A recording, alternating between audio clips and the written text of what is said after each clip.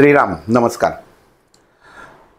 माझे गुरु ज्यांना मी सद्गुरू म्हणून मानतो त्या वैद्य अशोक श्रीपाद भट यांना माझा दंडवत. मागचा भाग आपण दत्त म्हणजे काय हा केलेला होता आणि त्याच्यामध्ये दत्तात्रयांचे गुरु, दत्तात्रयांचे अंशात्मक अवतार याचा फक्त उल्लेख आपण केलेला होता. वास्तविक बऱ्याच जणांची जो भाग प्रसारित झाला त्याच्या अनुषंगाने काही जणांचे उत्तरं, काही जणांचे प्रश्न असं बरंच काही आलं. मुळामध्ये दत्तात्रय म्हणजे उत्पत्ती स्थिती लय ह्याचा एक असलेला ज्ञानामृताचा समूह हा अर्थ मला माझ्या गुरूंनी सांगितलेला होता. मागच्या भागात जसं सांगितलं होतं की दत्तात्रय म्हणजे आपल्याला का त्याची सेवा करायची किंवा त्याचं महत्त्व काय आहे. जेवढे आपल्या घरामध्ये आपण देव पूजतो त्याच्यापेक्षा आता सगळ्यांनाच माहिती आहे की गुरुचरित्राचे सर्व ठिकाणी बऱ्याच ठिकाणी पारायण चालू आहेत, सप्ताह चालू आहेत. तर हे का केले जातात किंवा कशासाठी आहे. तर ज्ञानाचा फक्त प्रसार व्हावा हा वास्तविक ह्याच्या पाठीमागं एक प्रकारचा उद्देश आहे.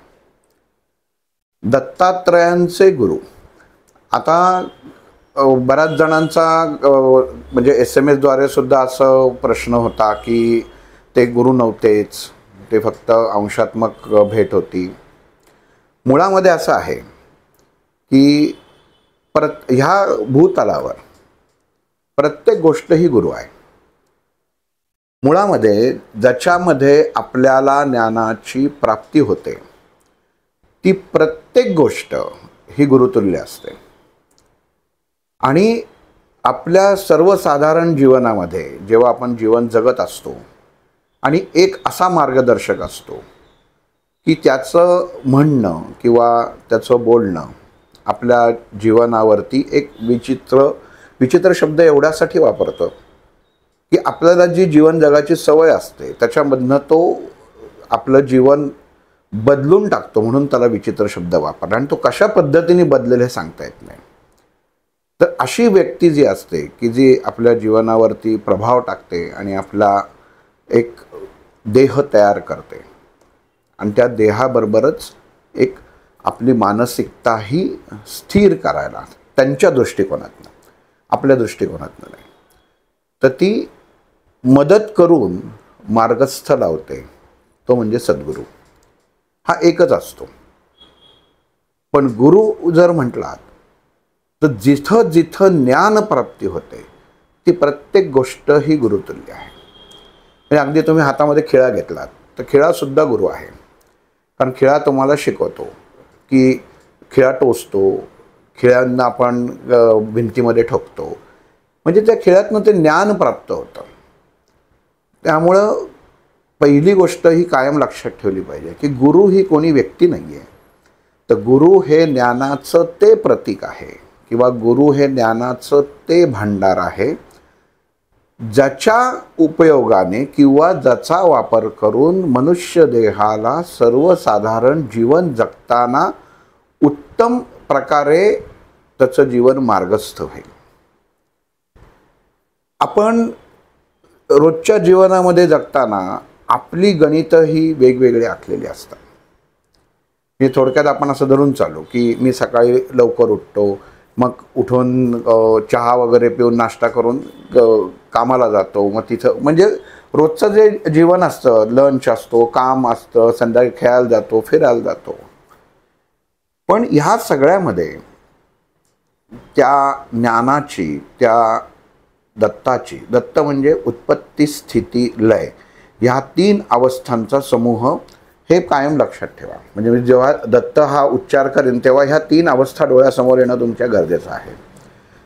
तर ह्याचा मनुष्य जीवनावरती क्षणोक्षणी पगडा होत असतो आणि त्याची गणितं वेगळी आहेत.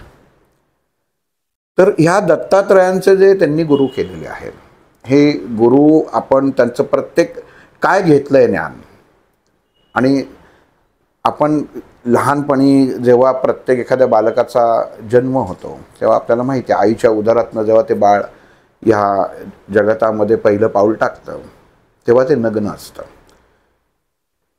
आणि जेव्हा मनुष्य देह ठेवतो तेव्हाही तो नग्नच असतो. कपडे हे फक्त शरीर झाकण्यापुरतं असतात. पण नग्न म्हणजे ती अवस्था की ज्या ठिकाणी त्या व्यक्तीच्या त्या देहाच्या हातात काहीही नसतं. फक्त जन्मताच चैतन्य आणि मृत्यू म्हणजे चैतन्याचा असतं. ही गोष्ट पहिल्यांदा आपल्याला लक्षात घेतली पाहिजे. कारण स्वाध्याय मार्गावर चालताना किंवा मनुष्य जीवन जगताना मद मोह मत्सर माया अहंकार हे षडरिपू मनुष्य रोजच्या जीवनामध्ये जगत असतो आणि त्याला असं वाटत असतं की ह्या जगताचा राजा मीच आहे. ह्याच्यामध्ये तुम्हाला आनंदाचे क्षण येतात, ह्याच्यात तुम्हाला दुःखाचे क्षण येतात. ह्याच्यात तुम्हाला काही जणांना दुःख होतं, काही जणांचं वाईट अवस्था निर्माण होते, त्याच्यात सुद्धा बऱ्याच जणांना आनंद होतो. काही जणांना आनंदी क्षण त्यांच्या समोरच्याच्या जीवनात येतात तेव्हा तुम्हाला वाईट वाटतं. म्हणजे किती विरोधाभास आहे पहा. म्हणून मनुष्य जीवन जगताना पहिल्यांदा आपण जेव्हा एखाद्या गोष्टीच्या मार्गस्थ व्हायला लागतो, ध्यानस्थ व्हायला लागतो, ध्यान मार्गावर स्वाध्याय मार्गावर चालायला लागतो तेव्हा एका पानावर लिहून ठेवायचं.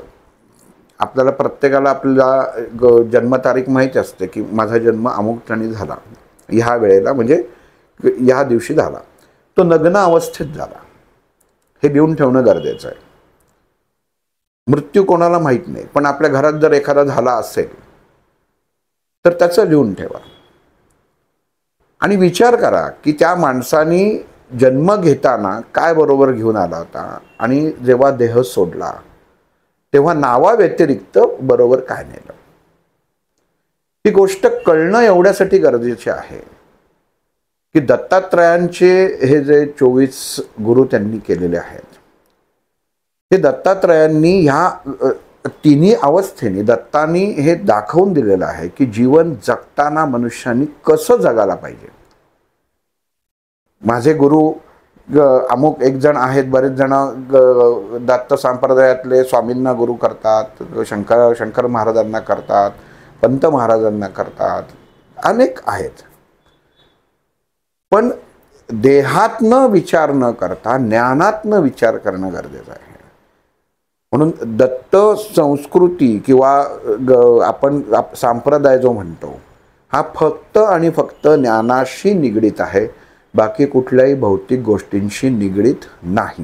हे पहिली गोष्ट आपल्याला लक्षात घेणं खूप गरजेचं आहे की जीवन कसं जगावं आणि जीवन जगताना आपण आपली नीतिमूल्य, आपलं स्वास्थ्य, आपलं मन, लोक आचार विचार व्यवहार हा कसा असला पाहिजे हे ज्ञान ह्या तिन्ही अवस्था ज्या देहाने प्राप्त केली त्या दत्तात्रयांनी जसं जसं महत्त्वाचे जे आपण म्हणतो की कोणाकडनं काय आपण शिकलो ते म्हणजे त्यांचे 24 गुरु आहेत. आता आपण जसा विचार करतो तसं परमेश्वरी तत्व काय विचार करतं ह्याचं एक उदाहरण सांगतो, मग आपण त्या गुरूंकडे वळू.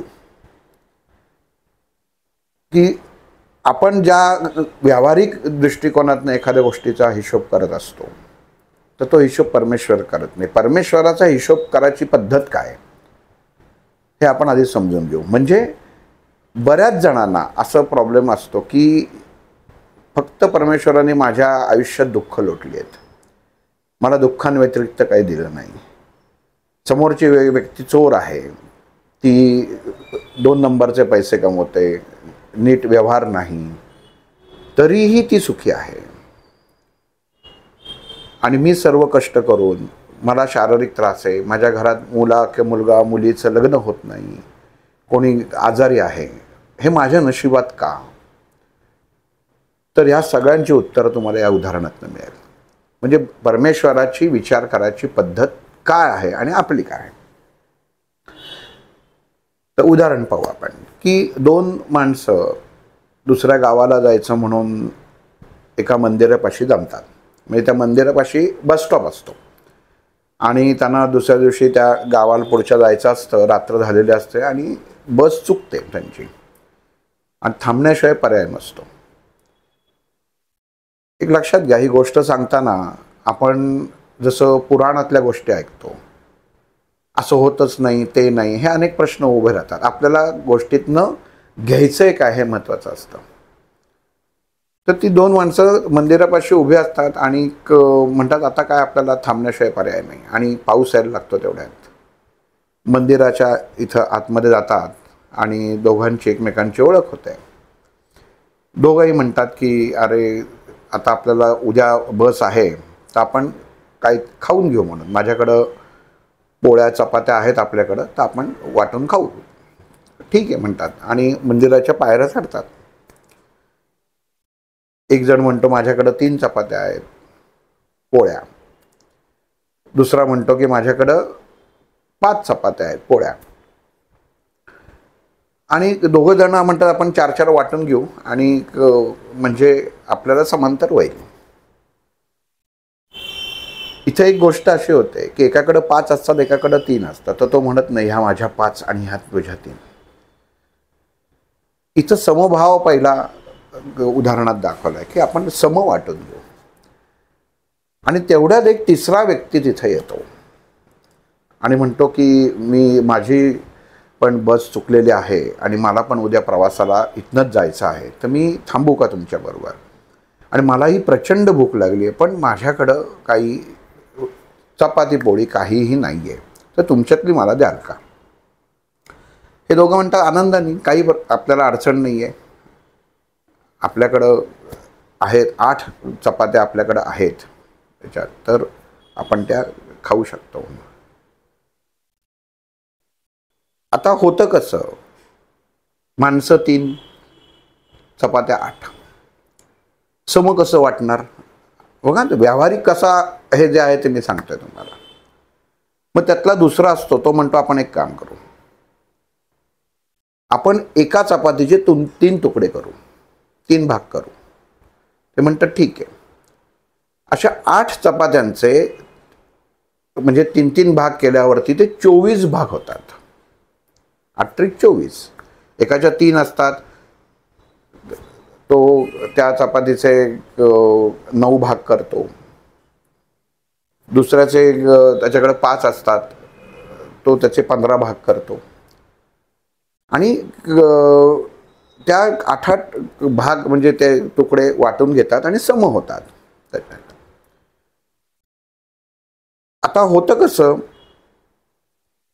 दुसरा दिवस जेव्हा उजाडतो तेव्हा तिसरा जो दाखल झालेला असतो तो पहिला जायला निघतो आणि ह्या दोघांना म्हणतो की मी तुम्हाला दोघांना 8 नाणी देतो, ती तुम्ही वाटून घ्या. तुम्ही मला खूप नाही म्हणू नका, तुम्ही मला रात्री मदत केलेली आहेत, तर त्यामुळे तुम्ही ती वाटून घ्या, दोघं जण सम प्रमाणात वाटून घ्या आणि धन्यवाद तुमचे, असं म्हणून तो निघून जातो. आता हे दोघं जण मित्र असतात, नाणी 8 असतात. त्यातला पहिला म्हणतो की नाही तू 5 नाणी घे, कारण माझ्याकडे 3च चपात्या होत्या आणि तुझ्याकडे 5 होत्या, त्यामुळे तू 5 नाणी घे, मी 3च घेतो. त्या दोघांवरती त्याच्यावरती होतं की नाही नाही असं काही नाही, आपण अन्नात विभाजन करायला नको वगैरे असं त्याच्यात. पण तेवढ्यात तिथं ते मंदिराचे पुजारी येतात आणि ते म्हणतात काय चाललंय, म्हणजे काय अडचण काय तुमची? तर ते सांगतात असं असं सगळं घडलं. ते म्हणतात ठीक आहे, मी एक काम करतो, दत्तात्रयांना विचारतो की ह्यांचा तुमचं न्यायनिवाडा कसा करायचा, आम्हाला थोडा वेळ द्या. सगळी कथा त्या पुजाऱ्याला सांगितली जाते. पुजारी मंदिरात दत्तात्रयांच्या पाशी जातो आणि ध्यानस्थ होतो आणि दत्तात्रय सांगतात त्यांना की जो पहिला व्यक्ती आहे त्याला 1च नाणं द्या आणि दुसरी व्यक्ती आहे त्याला 7 नाणी द्या. ते पुजारी आश्चर्य वाटतं. तो दत्तात्रय म्हणतो अरे म्हणजे भगवंत हा काय निवाडा आहे की एकाला एकच नाणं द्यायचं आणि दुसऱ्याला 7 द्यायची, काही कळलं नाही मला. म्हणजे का म्हणजे कसं काय?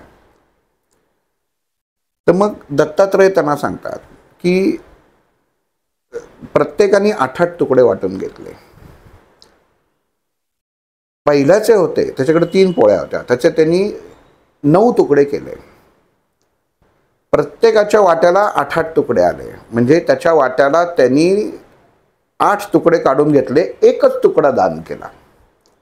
आणि दुसऱ्याकडे जे होते ते 5 होते, त्याचे 15 होते. आणि त्या 15तले त्यांनी 8 दिले आणि 7 त्याच्याकडे राहिले. म्हणून 7 नाणी त्याला आणि 1 नाणे ह्याला. पुजारी येतो, त्या दोघांना सांगतो की दत्तात्रयांचं असं असं उत्तर आलंय आणि ह्याच्याप्रमाणे दोघंही आनंदाने तो दत्तात्रयांचा सांगण्याचा स्वीकार करतात. आणि एक जण 1 नाणं घेतो, एक जण 7 घेतो आणि ते मार्गस्थ होतात. ही गोष्ट आहे, पण ह्या गोष्टीत जर आपण विचार करायचा प्रयत्न केला की जर आपण म्हणलं असतो की नाही 4-4 नाणी वाटून घेतली असती, पण आपण जीवन जगताना ज्या अनुषंगाने आपण व्यावहारिक समीकरण मांडत असतो, तर हे समीकरण मांडताना भगवंत तुम्ही जे जीवनामध्ये कर्म करता त्या कर्माला धरून तुमच्या जीवनाचा न्याय निवाडा हा भगवंत करत असतो. हे आपण पहिल्यांदा हे लक्ष ठेवणं गरजेचं आहे, लक्षात येणं गरजेचं आहे की माझ्या बाबतीत असं का होतं. तर त्याचं उत्तर ह्या कथेत आहे की तुमच्याकडे जरी जास्त असेल तरी भगवंतांचा न्याय निवाडा करताना कधीही चूक होत नाही. हे आपण कायम एक लक्षात घेणं पाहिजे. आणि हीच गोष्ट भगवंतांनी ज्ञान स्वरूपात माणसाला सांगायचा प्रयत्न केला आहे, ते म्हणजे त्यांचे असलेले गुरु. आजच्या दिवसात आपले किती गुरु होतील ते पाहू. 24 गुरु आहेत. आणि सुरुवात करू आपण म्हणजे ज्याच्यातनं ह्या दत्तात्रयांनी म्हणजे उत्पत्ती स्थितीला आहे कायम लक्षात ठेवा. हे ऐकताना आपल्या समोर जीवनामध्ये जसं उदाहरण सांगितलं की मनुष्य जीवन जगताना त्याच्याकडे काही नसतं, म्हणजे उत्पत्ती जेव्हा होते तेव्हा काही नसतं आणि अस्त असतो तेव्हाही काही नसतं. फक्त ही विष्णू स्थिती आहे, म्हणजे जो स्थितीचा स्वामी आहे. हे फक्त जीवन कसं जगायचं किंवा कसं असतं, कसं जगायला पाहिजे हे फक्त कळण्यासाठी दत्तात्रयांनी ही अवस्थेमध्ये हे गुरु तुमच्या समोर आपल्याला ज्ञानरूपाने सांगितलेले आहेत. त्यामुळं जीवन आपल्याला पहिलं हे लक्षात एक जर आज तुम्ही हे केलं तर लक्षात घेतलं पाहिजे की माझ्या हातात काहीच नाही आहे. तुमच्या खिशात असलेले पैसेही तुमचे नाही आहेत, तुमच्या अंगावर असलेले कपडेही तुमचे नाही आहे, तुमच्या घरामध्ये असलेली तुमचे नातेवाईक, भांडी कुंडी, मोबाईल काहीही तुमचं नाही आहे. कारण ह्या प्रत्येक गोष्टी ह्या नष्ट होणाऱ्या आहेत, अगदी घरातल्या माणसांसकट. हे सत्य पहिलं स्वीकारणं गरजेचं आहे. कारण दत्तात्रयांचे गुरु जेव्हा आपण आता त्याचं स्पष्टीकरण घेणार आहोत तेव्हा आपल्या मनाशी खूणगाठ गाठणं हे गरजेचं आहे की माझी आत्ताची जी अवस्था आहे ही सर्वोत्तम अवस्था आहे. मग तुम्ही वेदना रहित असा किंवा वेदनेच्या सहित असा, माझा न्यायनिवाडा हा परमात्मा योग्य तऱ्हेने करतो आहे ही खात्री बाळगा. आणि मग त्या अनुसरून आता जे स्पष्टीकरण सांगणार आहे हे आपल्या जीवनामध्ये घ्यायचं का नाही ह्याचा पहिल्यांदा आपण स्वतःच त्याचा अभ्यास करायचा. मग ह्या 24 गुरूंमध्ये पहिला गुरु भगवंतांनी सांगितलं आहे आपला देह हा 5 तत्वांनी निर्माण झालेला आहे. पंचतत्व म्हणजे जीवनाची सुरुवात ही 5 तत्वांनी झालेलं आहे. आणि जेव्हा शरीर मोकळं होतं, आत्मा हा शरीराला सोडून जातो आणि देहावरती जेव्हा अंतिम संस्कार होतात तेव्हा आपण म्हणतो की देह किंवा तो देह हा पंचतत्वात विलीन झाला. आत्मा पंचतत्वात विलीन होत नाही, आत्मा पुढच्या प्रवासाला जातो. मग हा देह ज्या पंचतत्वांनी तुम्ही घेऊन आलेला आहात ते 5 तत्व तुम्हाला तिथं ती सोडून द्यायची असतात. म्हणजे त्या देहातनं ती जातात. मग ह्या 5 तत्वांना दत्तात्रयांनी पहिल्यांदा गुरु केलेला आहे, की पहिला गुरु त्यांचा पृथ्वी आहे, दुसरा गुरु त्यांचा वायू आहे, तिसरा गुरु आकाश आहे, जल आणि अग्नी. हे 24 मधले हे 5 गुरु आहेत. पण मग ह्याचा मनुष्य देहाशी काय संबंध आहे? काय शिकवतात ही 5 तत्व मनुष्याला काय शिकवतात? काय दत्तात्रयांना अपेक्षित आहे की मनुष्यानी ह्याच्यातलं काय घ्यावं? तर पहिला आहे पृथ्वी. की बरेच जण आपण म्हणतो की धरती माता. मग ह्या पृथ्वी तत्वातनं सहन कसं करावं? म्हणजे आपल्यावरती एखाद्यानी जर कुठले अत्याचार केले, ते अत्याचार करताना शांत कसं बसावं? सहनशीलता. आजच्या काळामध्ये हा गुण प्रत्येक, आपण थोडक्यात असं झालं की जो निर्बल असतो, जर त्यांनी एखाद्याने जर अत्याचार केला तर सहन करावे का? पण इथं आपण अभ्यास किंवा जे ऐकतोय हे दत्तात्रयांच्या अनुषंगाने त्यांनी जे गुरु केले त्या अनुषंगाने आपण हा स्वाध्यायाचा अभ्यास करतोय. की पृथ्वीला त्यांनी गुरु मानलं, त्या पृथ्वीचा सहनशीलता हा गुणधर्म. जर आपण विचारलं काय पृथ्वीत काय सहनशीलता अशी आहे, मी काय घ्यायचं पृथ्वीकडनं? काय ज्ञान आहे तिच्याकडं? काहीच नाही. आपली माता, धरणी माता, शेतकरी अन्न त्याच्यामध्ये बीजांड त्याच्यात रुजवतात, त्यातनं ते धान्य येतं, हे आम्हाला मिळतं. ह्याच्या व्यतिरिक्त काय आम्हाला माहीत नाही पृथ्वी काय आहे. आज आमची बिल्डिंग उभी आहे, घर उभी आहे, ही सगळी त्या जमिनीवरती, त्या पृथ्वी तत्वावरतीच उभी आहे. मग असं काय दत्तात्रयांनी वेगळं आम्हाला सांगायचा प्रयत्न केला आहे? आणि परत वरती गुण सांगितलाय. पृथ्वीचा गुण हा सहनशीलतेचा. मग पृथ्वी तत्व म्हणजे मनुष्याच्या देहाच्या विचारांना स्थिर ठेवणारं तत्व आहे. आज एवढ्या ठिकाणी रस्ते खणले जातात, खोदाई होते. मग ती पृथ्वी कुठल्या प्रकारे तुम्हाला त्याचा प्रतिकार करते का? आज एवढे आपण म्हणतो की कॉन्क्रीटची जंगलं झाली आहेत, तरी ती असं म्हणते का की नाही आता जास्त होतंय बरं का, तुम्ही कमी करा? ती काहीच बोलत नाही. म्हणून ह्याच्यामध्ये आता हा आत्ताचा भाग झाला. आपण तेव्हाच्या अनुषंगाने आत्ताचा जर दृष्टिकोनातनं बघायचा प्रयत्न केला तर पृथ्वीवरती लोकांनी केलेलं आक्रमण आणि त्याच्यामध्ये आपण आपली दाखवलेली सहनशीलता, पृथ्वीने दाखवलेली तिची सहनशीलता, म्हणजे आपण आपलं मन हे त्या पृथ्वीप्रमाणे स्थिर ठेवणं गरजेचं आहे. आज आपल्या आजूबाजूला चक्कर येणारी माणसं, मेंदूचे रोग असलेली माणसं, स्पॉन्डिलिसिसची माणसं, रात्री झोप न येणारी माणसं, उभं राहिलं तरी गरगरल्यासारखी असणारी माणसं, ही सर्व गोष्टी या पृथ्वी तत्वाशी निगडीत आहेत. की मनुष्य देहातलं जेव्हा पृथ्वी तत्व बिघडतं तेव्हा मनुष्याचं शरीराचं अवस्था असते किंवा स्थिरता असते, ती डोलायमान अवस्थेमध्ये जायला सुरुवात होते. शास्त्राच्या दृष्टीने किंवा वैद्यकीय दृष्टिकोनातनं ज्या मनुष्याला वैद्यकीय ह्या अडचणी आहेत त्यांचं पृथ्वी तत्व सांभाळणं गरजेचं आहे. म्हणजे ज्यांना हे प्रॉब्लेम्स येतात की स्थिरता नाही, अस्थिरता खूप आहे. म्हणून मग दत्तात्रयांनी ह्या पृथ्वीला सांगितलं की मनुष्याला पृथ्वी तत्व सांभाळणं गरजेचं आहे. म्हणजे तुमचे चरण, तुमचे पाय हे त्या जमिनीशी एकरूप असणं गरजेचं आहे. आपण म्हणतो की एखादा प्रसंग त्याच्या आयुष्यात असा घडला आणि त्याचे पाय लटपटायला लागले. पण मग पाय लटपटणं म्हणजे काय, की अस्थिर होणं.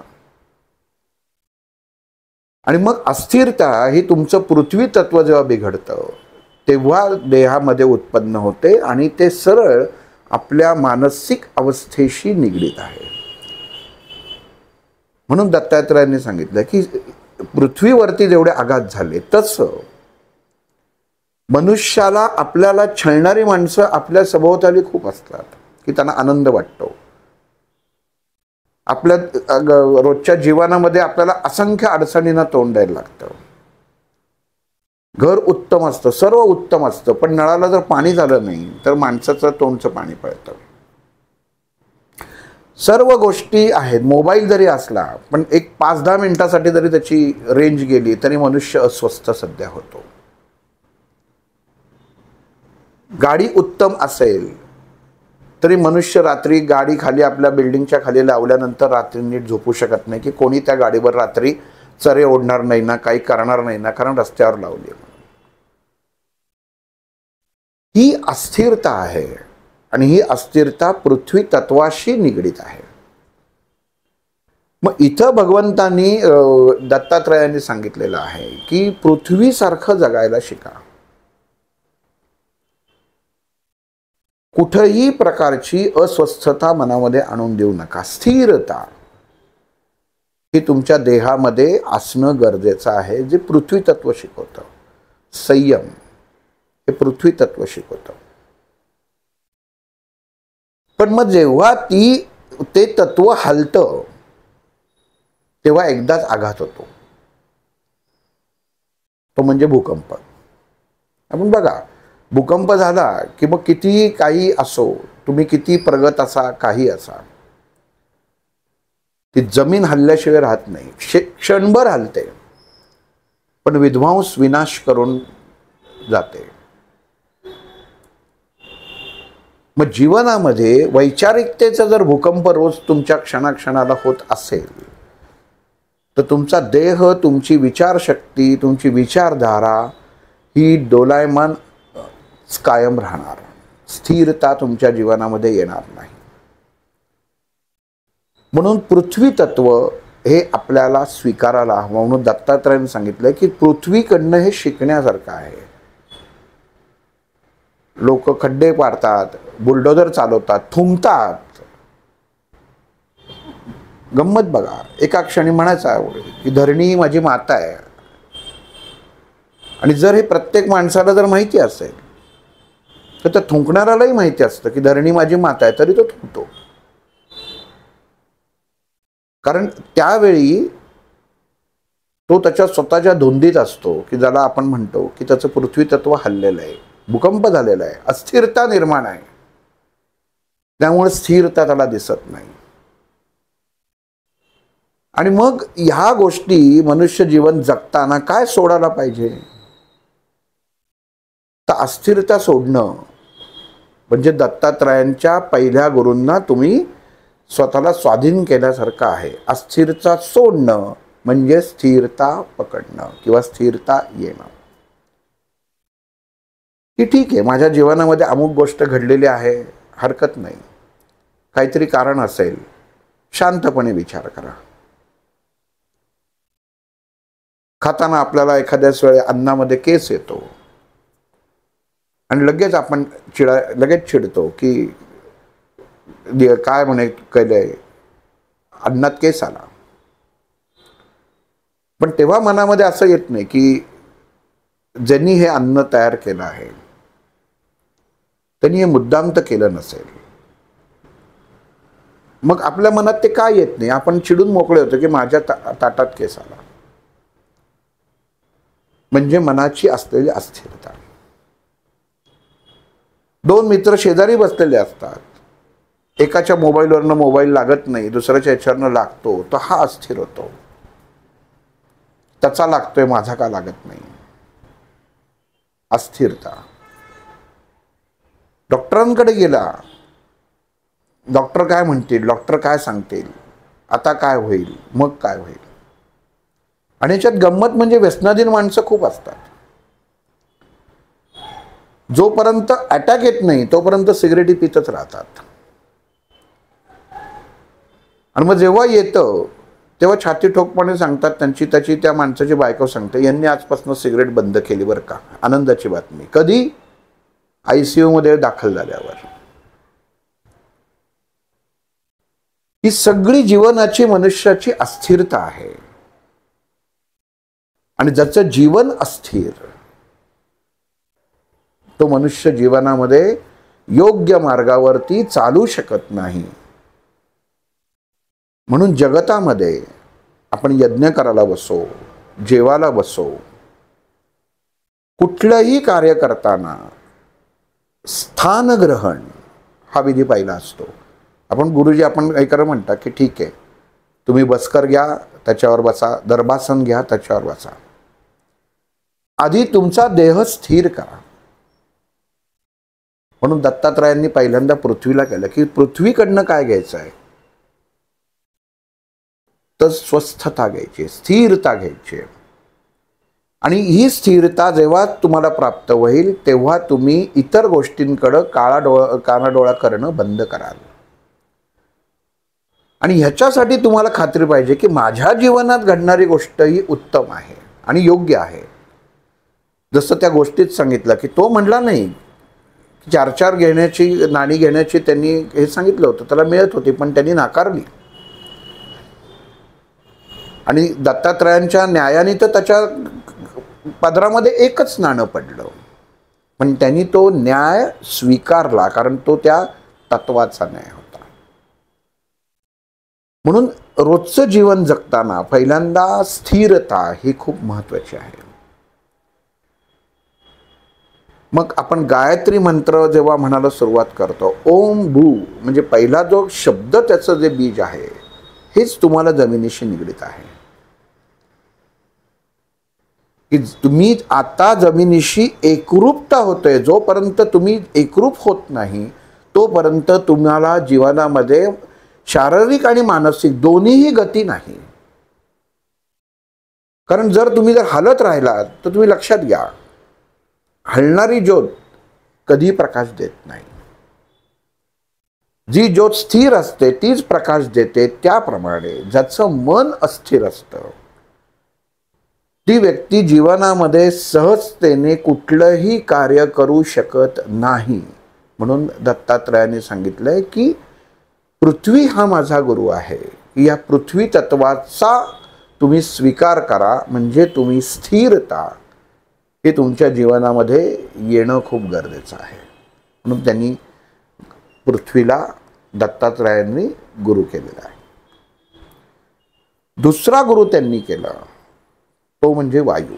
5 तत्वातली 5 गुरु हे त्यांचे पहिले. दुसरा वायू. सगळ्यांना माहिती आहे वायू तत्व हे चल तत्व आहे. वायू एका ठिकाणी थांबत नाही. अशी कुठलीच जागा नाही की जिथं वायू नाही. तिथं वायू सगळीकडे प्रवास करत असतो. तुम्ही थांबवायचा प्रयत्न केलात तरी तुम्हाला ती अडचण तुम्हाला दूर करून तो वायू पसरत असतो.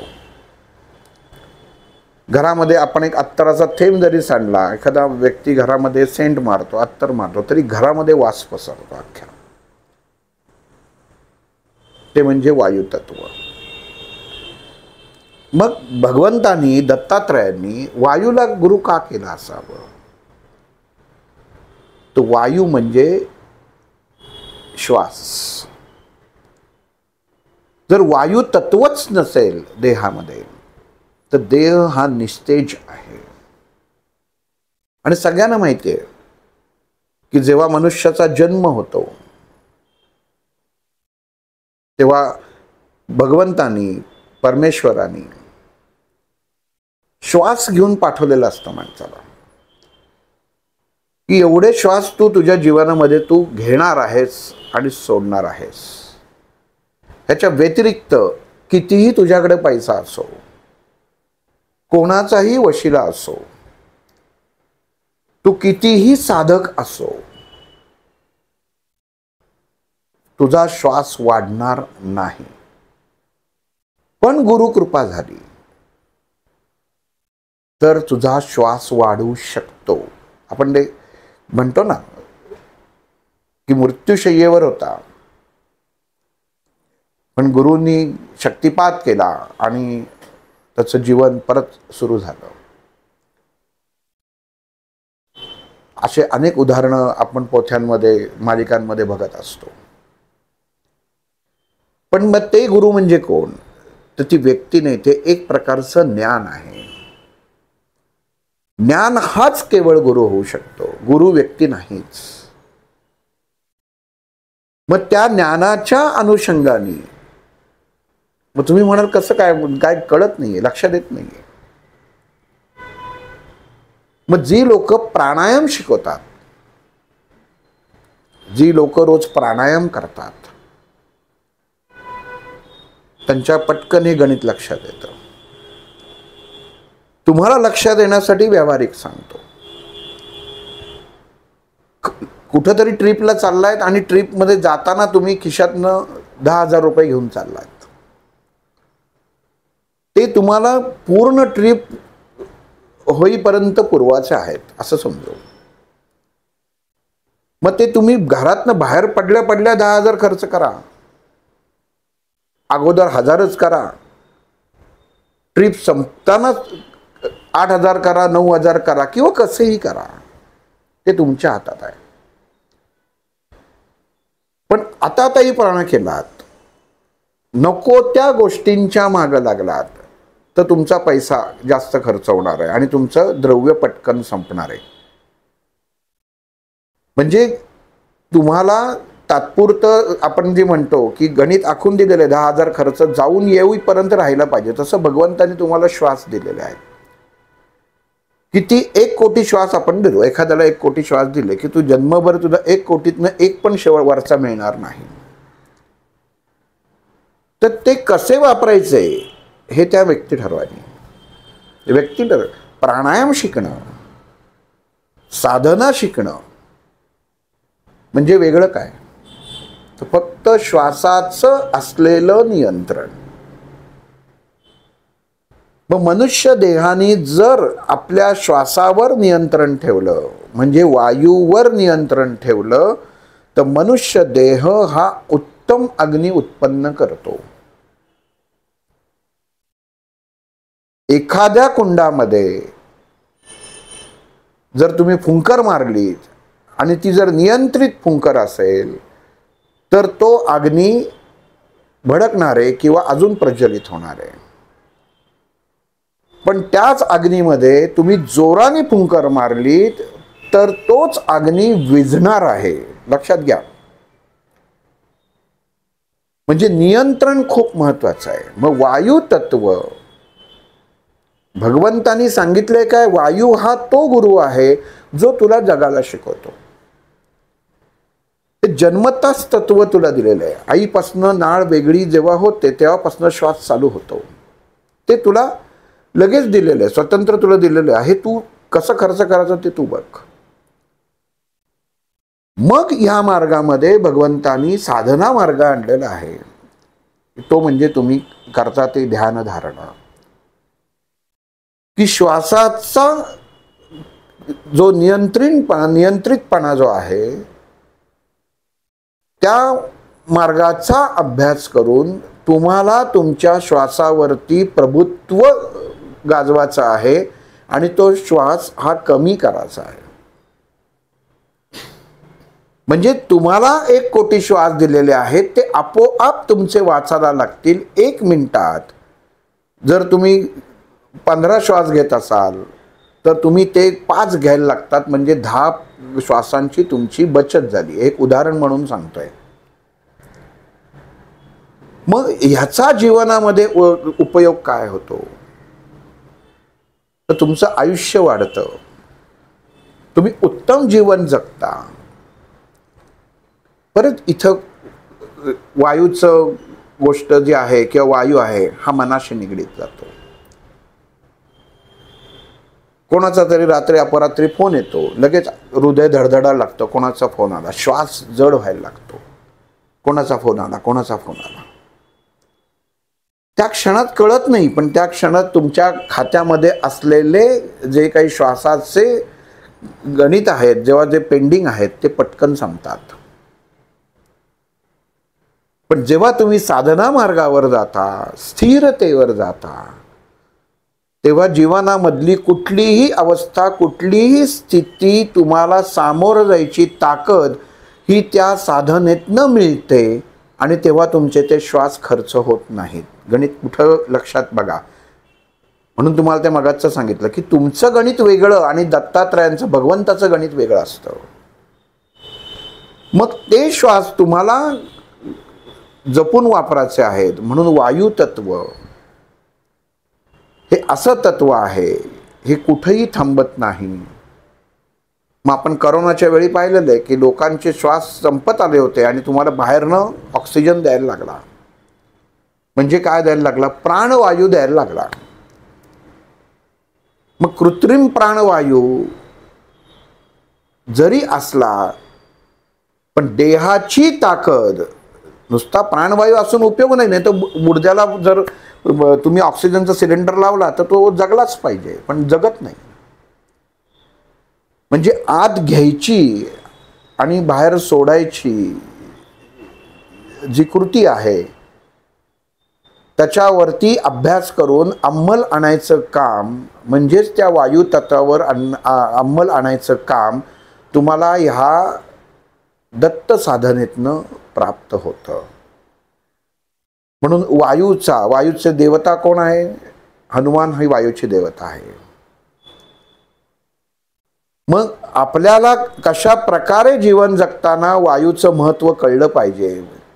कारण वायू जर भडकला, परत सांगतो, वायू हा मनाचा कारक आहे. आपलं जर डोकं जर काही कारणाने बिघडलं, आपण म्हणतो की हा बिघडला व्यक्ती, तर तो काहीही बोलतो. बोलणं म्हणजे काय? ध्वनी म्हणजे काय? आकाशात वायूची झालेली उत्पत्ती. हे वातावरण म्हणजे आकाश आहे आणि त्याच्यामध्ये माझ्या मुखातनं तो वायू बाहेर पडलाय. मग तो जर स्थिर नसेल तर मग गडबड होणार आहे. आणि तुमचे प्राण किंवा तुमचा जो श्वासाचा जो तुम्हाला दिलेली संख्या आहे ती तुम्ही खर्च करून बसणार आहात. मग आपल्याला जे काही रोग होतात, न्यूमोनिया होतो, सर्दीचे रोग होतात, काही जणांना आपण जे काही मेडिकली रोग होतात, त्या रोगामध्ये तुम्ही वायूचा उपयोग किती आहे ह्याचा जर अभ्यासलं तर तुमच्या लक्षात येईल की हे सर्व वायू तत्वाचंच गणित आहे जे बिघडत आहे. म्हणून दत्तात्रयाने सांगितले वायू तत्वाला गुरु करा. त्यांनी वायूने सांगितले, मी तू म्हणशील तसं मी काम करायला तयार आहे. जो अनियंत्रित आहे, लक्षात घ्या परत, वायू अनियंत्रित आहे, पण भगवंतानी कृती दिलेली आहे की ज्याला आपण आपल्या देहामध्ये नियंत्रित करू शकू. कृत्रिमरित्या हॉस्पिटलमध्ये करतात. 1 लिटरचा सिलेंडर लावतात, डायरेक्ट नळी लावत नाहीत, मध्ये कंट्रोलर असतो. मग तो कृत्रिम असतो. भगवंतानी तुम्हाला देहामध्ये दिलेला आहे. म्हणजे प्रमाणाबाहेर वायू, प्राण हा तुम्हाला भगवंतानी प्रमाणाबाहेर दिलेला आहे. त्याचं नियंत्रण आणि त्याचं संरक्षण तुम्हाला करायचं आहे की मी तो कसं वापरायचा. मग तो वापरण्यासाठी मनुष्याचा विचार हा स्थिर हवा. मग बघा, पहिलं तत्व काय होतं? पृथ्वी, स्थिरता हवी. मग स्थिर आसन, जसं आपण आसन म्हणतो की आसन स्थिर ग्रहण केलंय म्हणजे स्थिरता आली. मग स्थिरता आल्यानंतर तुम्हाला तुमच्या श्वसनावरती नियंत्रण करायचं आहे. आपल्याला श्वसनावरती जे ध्यान घेतात ते सांगतात की श्वासावरती लक्ष केंद्रित करा. म्हणजे आपल्या मनाला त्या श्वासामध्ये अडकतात की तुला मोजता येतंय का, म्हणजे नियंत्रण. मग इथं दत्तात्रयांनी म्हणजेच ह्या उत्पत्ती स्थिती लय ह्या तिन्हीच्या समूहाने त्या अवस्थेने सांगितलेलं आहे. वायू तत्व हे अतिशय महत्त्वाचं तत्व मनुष्य जीवनामध्ये आहे, जे जगताना त्याचं नियंत्रण कसं करावं हे तुम्हाला कळणं गरजेचं आहे. त्या अनुषंगानेच त्याचा वापर करा, नाहीतर भगवंतांनी दिलाय त्याचा वापर करू नका. नाहीतर एक वेळ अशी येईल की सभोवताली वायू आहे, पण घ्यायचीच तुमची सिस्टीम आहे, जी आतमध्ये प्रणाली त्यांनी स्थित केलेली आहे, ती जर व्यवस्थित राहिली नाही, ती जर गतिशील राहिली नाही, तर तुम्हाला कृत्रिम गोष्टींवरती जावं लागेल, जे आत्ता संशोधित करून झालेलं आहे. पण मुळामध्ये तुमचा वायू बिघडला की तुमचं मन बिघडणार, आणि मन बिघडलं की तुमचं पृथ्वी तत्व म्हणजे स्थिरता बिघडणार. म्हणून वायुदेवता ही खूप महत्त्वाची आहे.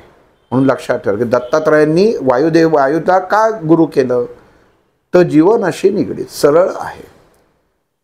नुसती स्थिरता प्राप्त करून उपयोग नाही. नुसती स्थिरता प्राप्त झाली पण देहामधली जी वायूचा संचार आहे हा जर व्यवस्थित नसेल, तो देह रोगी झाला. ज्याला आपण म्हणतो की व्यक्ती आहे ना कित्येक वर्ष अंथरुणाला खेळू नये, कारण स्थिर आहे, एकाच जागेवरती आहे, पण गतिमान नाही, कारण नियंत्रण गमावून बसलेलं आहे. म्हणून वायुतत्व हे खूप महत्त्वाचं आहे. म्हणून दत्तात्रयांनी वायूला दुसरा गुरु म्हणून सांगितलेला आहे. तिसरा गुरु त्यांनी सांगितलेला आहे आकाश. जसं आत्ता सांगितलं की वायू तुम्ही स्थिर झालात, वायू तुमच्या मुखातनं बाहेर पडला, मंत्राद्वारे वायू तुमच्या मुखातनं बाहेर पडला, तर तो जाणार आहे कुठं, त्या आकाशामध्ये जाणार आहे. मग आकाश म्हणजे काय, आपण म्हणतो ना की प्रत्येक मनुष्याचं, एखाद्या घरामधल्या गृहिणीला विचारलं की तुझं जग काय, तर ती बऱ्याच गृहिणी म्हणतील काही नाही, माझं जग म्हणजे माझं घर आहे, माझा संसार आहे, आम्ही नवरा बायको, आमची मुलं, सासू याच्यामध्ये जे काही घरात असतील ते, हेच माझं जग आहे. म्हणजे हे त्या व्यक्तीचं झालेलं आकाश आहे. कुठं सुरू होतं आणि कुठं संपतं ह्याला कुठल्याही प्रकारची मर्यादा नाही, अखंड आहे. म्हणून आकाशाचा अखंड तत्व हे दत्तगुरूंनी आपल्याला सांगितलेलं आहे की आकाशासारखं असावं. मन हे आकाशासारखं विशाल असणं गरजेचं आहे. साधना करताना जेव्हा वायू तत्वाचा, आपण मंत्राचा, जपाचा उच्चार केला जातो, तेव्हा तो त्या वातावरणात पसरतो, त्या आकाशात पसरतो.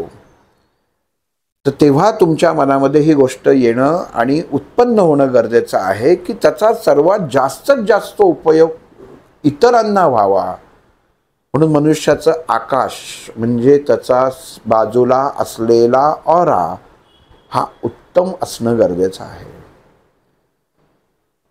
एखादा मोठा, आपण जे म्हणतो ना की योगी असतात, बोलतही नाही आपण त्यांच्याशी, लांबनं बघतो, पण लांबनं बघितल्यानंतर त्यांची जेव्हा ती शरीरयष्टी, पर्सनॅलिटी बघतो, तेव्हा आपण असं मोहून जातो. का? त्याला सांगायला लागत नाहीये की हा साधना केलेला देह आहे, ते ओळखताच येतं. कारण त्या देहाभोवती असलेलं आकाश म्हणजे ऑरा, मग तो आपल्याला जपाचा आहे.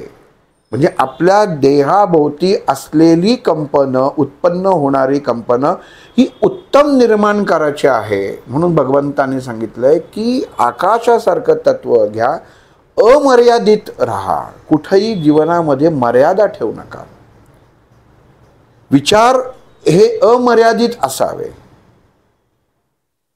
आणि आचरण हे वायू तत्वासारखं नियंत्रित असावं, म्हणजे स्थिरता लाभेल. म्हणून आकाश म्हणजे आपला ऑरा जो आहे हा त्याची कशी पसरलं पाहिजे सगळीकडं, कुठंही नाही इथं कमी आहे इथं जास्त आहे नाही, सगळीकडे आकाश सारखं. हा आकाश म्हणजे फक्त आपल्यावरती आपण आकाश बघतो तो नाही, तर आपल्या देहाभोवतीचा असलेला स्वतःचा ऊर्जेचा समूह म्हणजेच ऑरा. तर हा उत्तम हवा. मग हा उत्तम ठेवण्यासाठी जेव्हा तुम्ही कृती करायला बसता तेव्हा पहिली स्थिरता पृथ्वी आली, मग त्याच्यानंतर तुमचा प्राणायाम आला म्हणजे वायूची स्थिरता आली, आणि तेव्हा जी स्थिरता लाभेल तेव्हा तुमच्या देहाच्या भोवतीचा जो तुमचं आकाश आहे हे शुभ्र आणि सुंदर राहणार आहे, ज्याची ओळख समोरच्याला होणार आहे, आपल्याला होत नाही. हिऱ्याला माहिती नसतं की मी मौल्यवान आहे. ज्याच्या हातात पडतो आणि त्याला जर त्याचा अभ्यास असेल तरच तो सांगू शकतो की हा हिरा आहे आणि हा मौल्यवान आहे. पण त्या हिऱ्याला सुद्धा खाणीतनं आणल्या लगेच काही ज्वेलर्सच्या दुकानामध्ये करून तुमच्या हातामध्ये अंगठीमध्ये घालत नाहीत, तर त्याला पैलू पाडले जातात, म्हणजेच योग्य तऱ्हेचे संस्कार दिले जातात. मग इथं दत्तात्रयाने सांगितलंय की मनुष्य देहावर विचारांचे योग्य संस्कार जर तुम्ही घेतलेत आणि तुमचा वायू स्थिर केला तर तुमच्या सभोवतालचं आकाश हे सर्वोत्तम राहणार आहे. कारण आकाशाचा गुणधर्म आहे की उत्तम प्रकारे कुठेही अखंडित ऊर्जा ठेवणं. आपण म्हणतो का मी कात्री घेतो, जगातली अशी कुठली कात्री नाही आहे की त्याच्या आकाशाचे 2 तुकडे करेल, नाही करू शकणार. अमर्याद. आपल्या देहाच्या भोवतीचा जो प्रकाश आहे अमर्याद, त्याचे तुकडे करता येणार नाही. पण कसं जगावं आपण म्हणतो ना, कसं आपण कॉलेजमध्ये असताना एखाद्या नटाला फॉलो करत असतो, त्याच्यासारखे केसाची रचना, कपडे, तसं कशाच्या प्रमाणे आपला देह उत्तम व्हायला पाहिजे हे दत्तात्रयाने इथं सांगितलेलं आहे. तो म्हणजे आकाश. स्वच्छ, निरभ्र,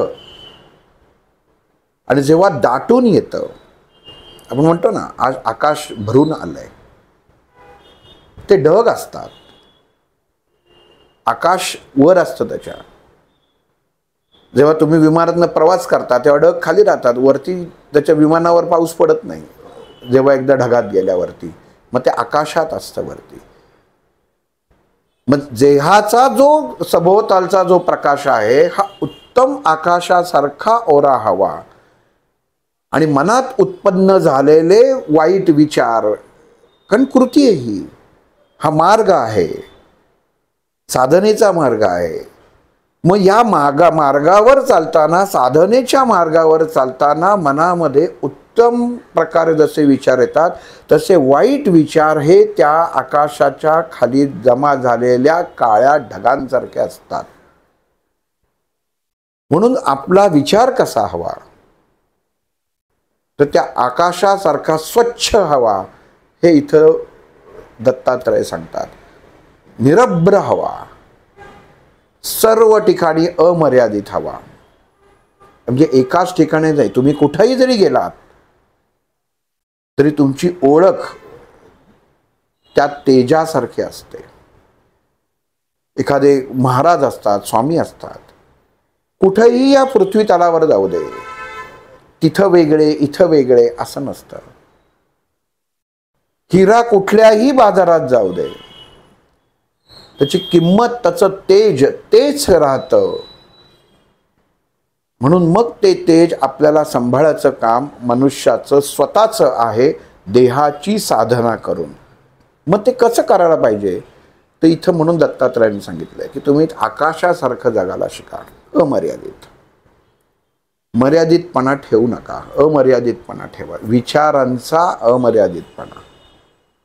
तर कपड्यांची मर्यादा ओलांडणं म्हणजे आपण त्यात अर्थ काढायला त्याच्यावर चुकीचा अर्थ काढला जातो. हा मनाची विशालता हवी, विचारांची अमर्यादितपणा नाही, तर मनाचा अमर्यादितपणा जेव्हा येतो, संकुचित आपण म्हणतो ना की एखादा हा संकुचित मनाचा आहे, हा व्यवस्थित वागत नाही, हा असाच आहे, याचा अर्थ त्याचं आकाश मर्यादित आहे, त्याचे विचारच तेवढे आहेत, त्याच्या बाहेर पडणारी ऊर्जाच तेवढी आहे. पण एखादा अमर्याद असतो. इथं भगवंतांनी म्हणजे एक उदाहरण म्हणून सांगतो की जेव्हा अर्जुन आणि श्रीकृष्ण फिरायला जायचे तेव्हा एक गावामध्ये रोज एक माणूस येऊन भिक्षा मागायचा आणि त्या भिक्षा मागताना रोज अर्जुन त्याला काहीतरी काढून द्यायचं आणि अर्जुनाच्या मनात अहंभाव उत्पन्न होतो. आणि मग एक दिवस श्रीकृष्ण त्याला सांगतो, तू असं कर, त्या तुझ्याकडचं काय जे सोनं आहे ते तुझ्या कुठनं देतोस तू? तर पाठीमागं सोन्याचा डोंगर. परत सांगतो, गोष्ट ही पुराणात समजून घेण्यासाठी असते, नाही तर सोन्याचे डोंगरच नसतात वगैरे. नंतर त्याच्या मागं लोक विलायला सुरुवात करतात. आणि अर्जुन सांगतो गाववाल्यांना की सगळ्यांनी उद्या तिथे जमा, मी माझ्या स्वतःच्या हस्ते तुम्हाला सोनं दान प्रदान करणार आहे.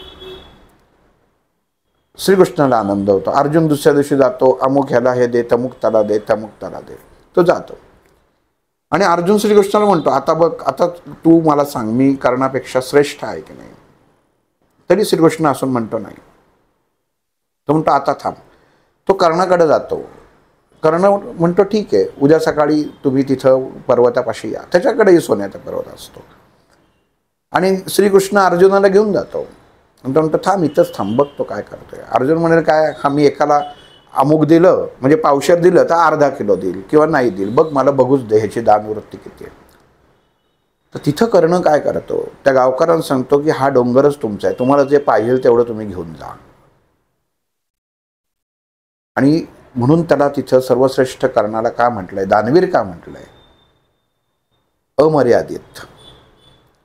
आणि इथं अर्जुनाचं कृती उत्तम केली पण मर्यादित. मग तसं मनुष्याच्या जीवनामध्ये घडत असतं.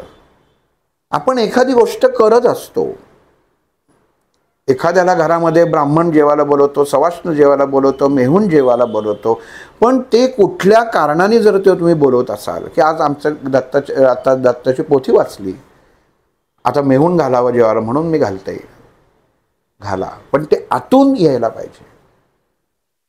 ब्राह्मण जेवायला घाला, माझं चांगलं व्हावं म्हणून मी ब्राह्मणाला जेवायला घातलं तर तुम्हाला भगवंत त्याचं फळ देणार नाही. माझ्या जीवनामध्ये असं उत्तम व्हावं म्हणून अमुक ह्याला मी ही गोष्ट केली तर हा व्यवहार झाला, इथं भगवंत तुम्हाला काहीही देणार नाही.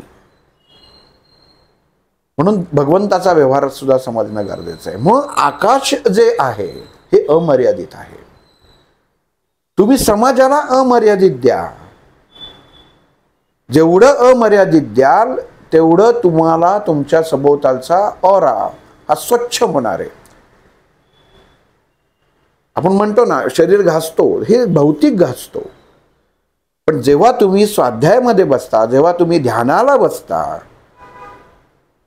तेव्हा त्याचा उद्देश असा असतो की आपल्या देहाभोवती उत्तम प्रकारे ऊर्जेचं आवरण तयार होणं, ज्याला ऑरा म्हणतात, तो तयार करण्याचं काम आपण डोळे बंद करून ध्यानात करत असतो. म्हणून दत्तात्रयाने सांगितलंय की आकाश हा तुमच्या जीवनातला सगळ्यात मोठा असलेला अजून एक गुरु आहे, जो अमर्यादितपणा तुम्हाला शिकवतो. म्हणून आकाशासारखी अमर्यादितपणा हवं, सगळं सामावून घेऊन सुद्धा अमर्यादित. वाव दादा, छान छान एक्सप्लेन केलं. त्याच्यामध्ये ना आता ऑराच्या बद्दल तुम्ही बोलत होता ना, त्याच्यामध्ये एक बोनस घालतो आपण. जो पुढचा पार्ट आहे चौथा गुरूंचा, तो आपण पुढच्या एपिसोडमध्ये घेऊया. एक मी काय ऑब्झर्व केलेलं आहे की जेव्हा आपण कुठल्या सत्पुरुषाकडे जातो, भेटतो त्या व्यक्तीला, त्या व्यक्तीशी बोलायची पण गरज नसते. जेव्हा आपण त्यांच्या समोर बसतो, तो व्यक्तीचा एक विलक्षण आपल्याला अनुभव येतो की बाबा ह्या व्यक्तीमध्ये काहीतरी आहे. म्हणजे तो बेसिकली त्यांचा तो ऑराचा असतो, तो आपण त्या ऑराला अट्रॅक्ट होतो. बरोबर आहे. आता असा लोकांचा प्रश्न पडतो की आता आला पण एक असा होता की मी कुठलं केलं, कुठली पोथी वाचली किंवा कुठला उपासना केली आणि त्याच्यानंतर माझ्यामध्ये खूप हीट जनरेट झाली. ती हीट कशी रेग्युलेट करायची, तो असा बेसिक प्रश्न होता. पण माझा प्रश्न असा उलटा आहे की जेव्हा साधना आणि ह्या सगळ्या जेव्हा आपण अशा सद्गुरूंच्या जेव्हा आपण सानिध्यात जातो आणि सगळ्या गोष्टी आपल्या आयुष्यात घडायला लागतात, त्यावेळेला जी आपल्या शरीरामध्ये जी ऊर्जा ऑरा जनरेट होते, ती ऑरा डिसिपेट होते, म्हणजे आपल्या शरीरातून जाते. पण मग जे हे साधू संत लोक असतात त्यांच्यामध्ये ते पकडून कशी ठेवतात त्याला? मुळामध्ये एकदा उत्पन्न झालेली ऊर्जा, आता एक सोपं उदाहरण सांगतो, कशी पकडून ठेवतात हा जो तुमचा प्रश्न आहे, की आपण लहानपणी पोहायला शिकतो किंवा मनुष्य गाडी चालवायला शिकतो. पोहणं आपण पकडून ठेवत नाही. आपण ती कृती जेव्हा करतो तेव्हा आपल्या अंतर्मनामध्ये ती ऊर्जा आपोआप त्यावेळी प्रगट होते आणि त्या देहाला ती क्रिया करायला लावते. आणि सत्पुरुषांचं सुद्धा असंच असतं की ते एका दिवसात नसतात, ते साधनस्थ हे क्षणोक्षणी असतात.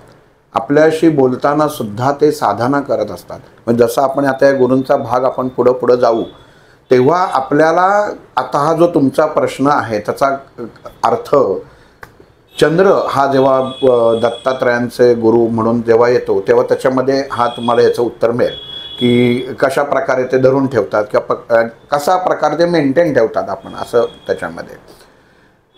तर इथं मुळामध्ये जशा पायऱ्या दत्तगुरूंनी आपल्या जीवन जगताना कशा जगल्या पाहिजेत ह्या गुरु स्वरूपात सांगितलेल्या आहेत. की मनुष्याने जीवन कसं जगावं हा एका ओळीमध्ये इज इक्वल टू दत्तगुरूंचे 24 गुरु, असं म्हणजे एका ओळीत की जीवन कसं जगलं पाहिजे. जन्म ते मृत्यू म्हणजे नागडेपणा ते नागवेपणा ह्याच्यामध्ये जे भौतिक गोष्टी आहेत ना, ह्याचं आचरण आणि ह्याचं विचार आणि ह्याची कृती, हेच फक्त हे 24 तुम्हाला जे त्यांचे गुरु आहेत ह्याच्यातनं तुम्हाला ज्ञान त्यांनी दिलेलं आहे. म्हणजे तुमच्या प्रश्नाचं उत्तर हे चंद्र हा त्यांचा जो गुरु आहे ह्याच्यामध्ये येईलच.